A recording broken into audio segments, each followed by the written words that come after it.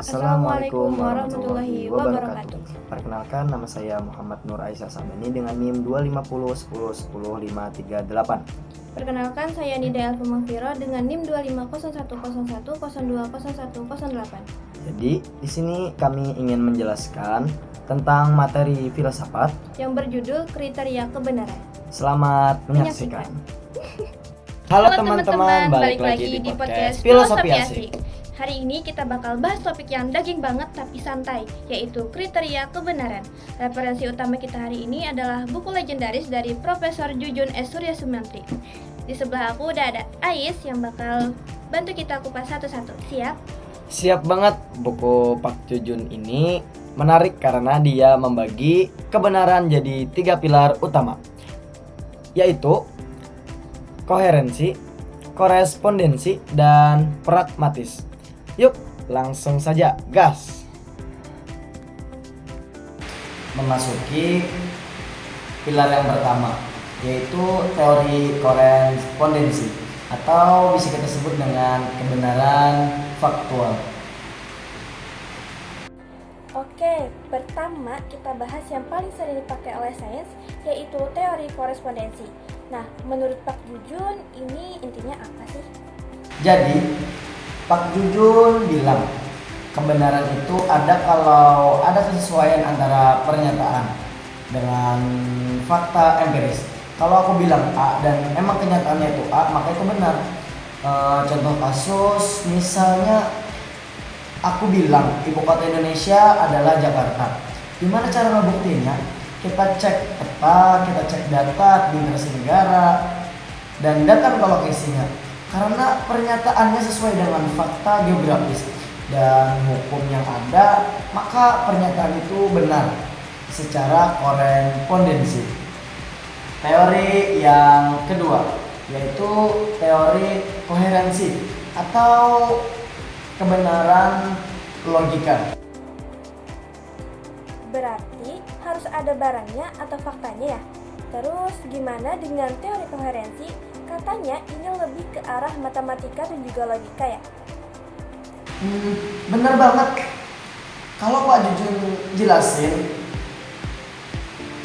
kalau koherensi itu kebenaran yang didasarkan pada konsistensi suatu pernyataan dianggap benar kalau dia nggak bertentangan dengan pernyataan-pernyataan sebelumnya yang sudah diakui kebenarannya. Contoh kasus gini, kita tahu secara logika bahwa semua manusia bakal mati. Itu namanya premis 1 atau ide 1. Dan Budi adalah manusia, itu premis 2. Maka kalau aku bilang Budi bakal mati, itu adalah kebenaran koheren. Kenapa? Karena pernyataan itu nyambung dan konsisten dengan sistem logika yang sudah kita bangun sebelumnya tanpa kita tunggu Budi mati dulu buat ngebuktiinnya. Seperti itu. Memasuki pilar yang ketiga, yaitu teori pragmatis atau bisa kita sebut dengan kebenaran fungsional. Wah, jadi kalau yang pertama tadi butuh fakta, yang kedua butuh logika yang runtut, nah yang terakhir ini yang paling praktis nih, teori pragmatis. Ini gimana? Nah, ini favorit banyak orang. Bagi kaum pragmatis, kebenaran itu diukur dari kegunaannya. Sesuatu itu benar kalau dia punya konsekuensi praktis yang bermanfaat dalam kehidupan. Contoh kasus seperti contohnya soal teori penggunaan pupuk organik. Nah, tahu kan? Pupuk organik. Kita nggak cuma debat soal teori kimia di dalamnya, tapi kita lihat hasilnya. Kalau petani pakai pupuk organik ini dan hasilnya panen jadi melimpah serta tanah jadi subur, maka teori pupuk organik itu benar secara pragmatis karena dia bekerja dan bermanfaat bagi manusia. Gitu.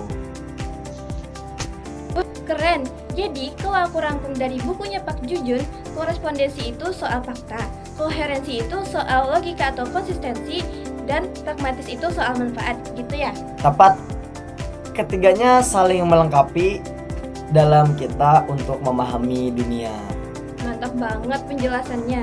Nah, itu tadi penjelasan singkat soal korespondensi, koherensi, dan juga pragmatis. Jadi sekarang kalian sudah tahu ya, kalau kebenaran itu punya standar-standarnya sendiri. Intinya, jangan berhenti bertanya karena seperti kata para filsuf, awal dari kebijaksanaan adalah keraguan. Teruslah mencari kebenaran dengan kriteria yang tepat. Gitu. Terima kasih sudah menonton podcast singkat dari kami. Semoga teman-teman di kampus bisa dapat gambaran jelas buat tugas video ini. Jangan lupa buat terus belajar filsafat karena Filsafat itu asik. Aku Elva. Aku Ais. Kami izin pamit undur diri.